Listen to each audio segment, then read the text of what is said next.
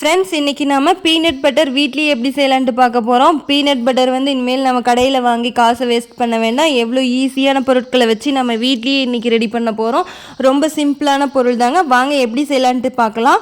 First நம்ம வேர்க்கடலை எடுத்து நல்லா வறுத்துட்டு தோலெல்லாம் ஊதி விட்டுட்டு அதை மிக்சி ஜாரில் சேர்த்திக்கலாம். இப்போ அது கூட தேவையான அளவு கொஞ்சமாக உப்பு சேர்த்திட்டு இப்போ அதை மிக்சியில் நல்லா அரைச்சிக்கலாம். ட்ரையாகவே நல்லா பவுடராக அரைச்சிட்டு இது கூட நாம் 2 டேபிள் ஸ்பூன் அளவுக்கு தேன் சேர்த்திக்க போகிறோம்.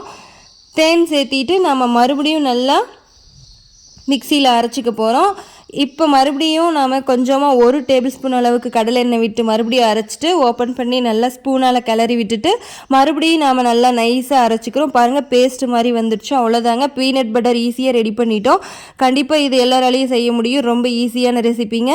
டேஸ்ட்டு சூப்பராக இருக்கும். இது மாதிரி ப்ரெட்டில் அப்ளை பண்ணி சாப்பிடும்போது சூப்பராக இருந்துச்சுங்க. கண்டிப்பாக நீங்கள் ட்ரை பண்ணி பாருங்கள்.